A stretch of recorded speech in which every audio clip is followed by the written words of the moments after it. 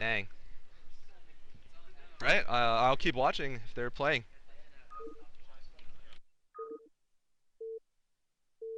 All right. So we're gonna see a rematch between uh,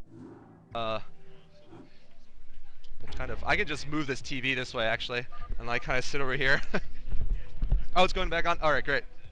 Sorry. Just a little bit of a. We have a big screen here for the crowd to watch, and it's certainly it's very well set up. We've got ourselves a rematch now. Urdung versus Debonair. Sorry, Urdung versus Nimue. Urdung is the yellow Protoss on top. Nimue, aka Debonair's computer, is the teal Protoss on the bottom. This is Destination, and I gotta say, I mean, last game I think it was probably more build order than anything that really sealed Urdung's fate. There was some really good micro involved too, but on both sides there was really good micro. But it was really just the 9-10 gate versus the fast core on Longinus, especially, which made it so that Nimue just picked up a huge advantage. But we'll see on Destination, which is it really is hard to go really that wrong on Destination in PvP to start off with. So we're gonna see.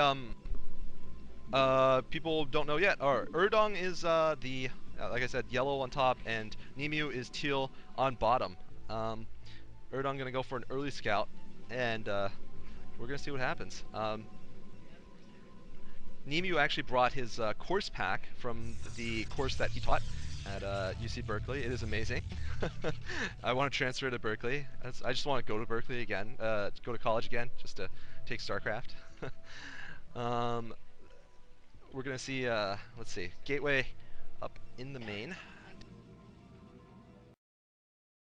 And we'll see what Urdung can do this game against Nimue.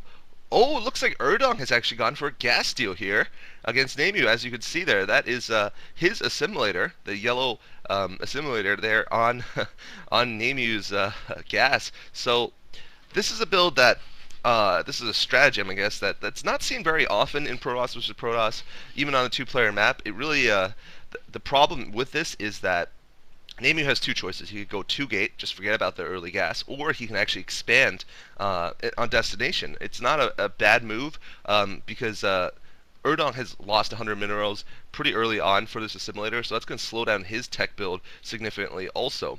Of course, not as much as it will slow down Urdung's, but still, it is 100 minerals early on in the game. So, I'm sorry, as Nimue's, but so Nimue can expand right now if he wants to. As we saw, Urdung has gone for pretty fast tech inside of his own base. He's gone for a fast gas, and he's probably going to go right into core. And as you can see right there, there is Nimue's expansion. So he went one gateway straight into expansion. And I think that's actually probably the proper response to a gas steal in Protoss versus Protoss on a lot of maps. Perhaps not maps where it's very difficult to hold your natural expansion, but on a map like this where it's not particularly hard, it's not a terrible idea. So we'll see if this works out for him, though. It certainly still could, because he is going to have that core up and Dragoons out pretty soon. But the bridges are just so hard to hold on this map that I'm just not sure if that's going to be enough of a difference to make up for the the early loss of minerals there. The simulator is going to go down pretty soon. Now, Nimue still has to, of course, wonder what exactly is going on inside of Urdung's base, because we could be seeing some kind of fast rush afterwards into higher tech. Could be seeing possibly DTs. Could be seeing a drop of some sort, just to try to take advantage of his lead in technology. We've got a Dragoon range upgrade inside of Urdung's base, and there is second gateway, gas, and core going up simultaneously for Nimue, who's going to be able to produce eventually a lot more units. He's going to be able to mass produce Dragoons and Zealots if he should wish to pretty soon. So far we're seeing just a 2-gate, which is fine, 2-gate with Dragoon range coming from Urdung. That could put up a lot of pressure against Nimue and force a quick victory. And I think Urdung is about ready to move out.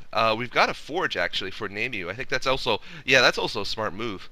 He's going to perhaps need some cannons to protect against all variety of things, Dragoons and also DTs, as we're seeing right here, Citadel of Urdung. So that means we are going to see a fast rush here, and We're going to see how Nimue deals with that. Last game, of course, I feel like was more of a build order loss for Urdung, given that he went for a 1 gate versus a 9-10 gate on Longinus, which is not exactly the best map to go for anything but a 2 gate, basically.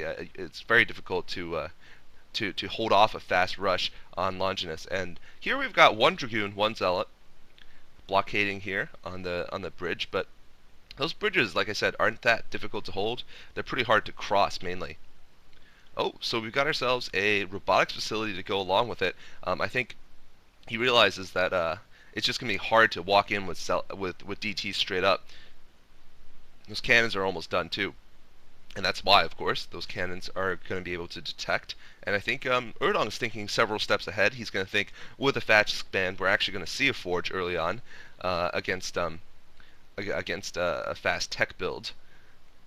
Even though, of course, cannons are not very often built early on in Protoss vs. Protoss. This is one of those unique situations where one player has gone for a very fast expansion, similar to like going for a 12 Nexus, which we saw, a fascinating game between Debonair, the real Debonair, and Nimue, of course, 2 games ago. Definitely fun to watch.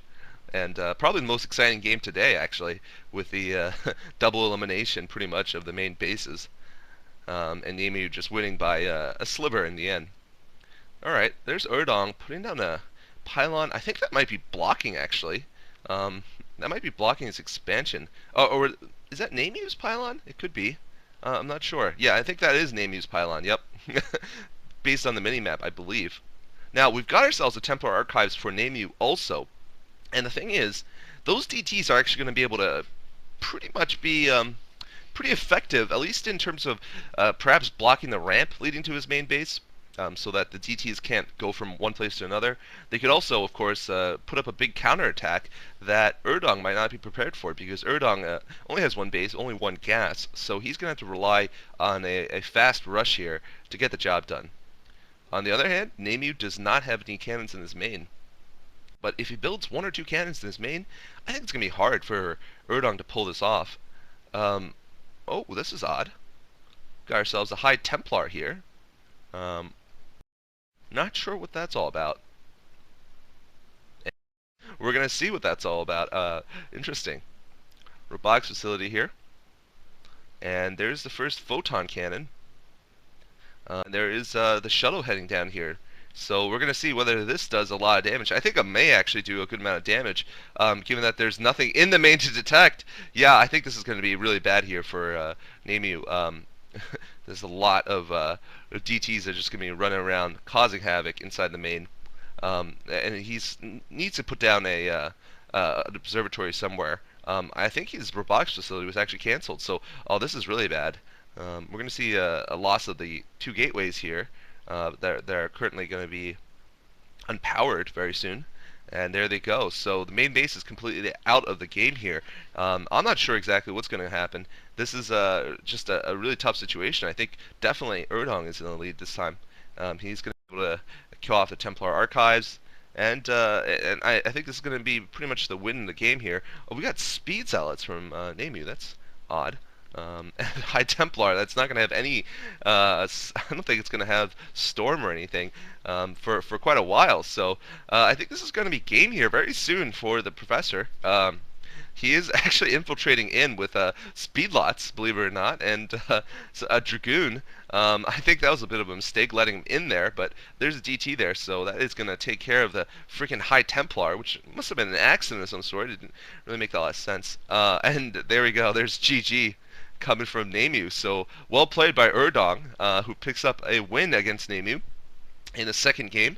They're tied 1-1, but actually I'm not going to cast any more of these games. The CSL games are going to come up soon, so stay tuned for those, guys. And seriously, what a fun game once again between these 2 players.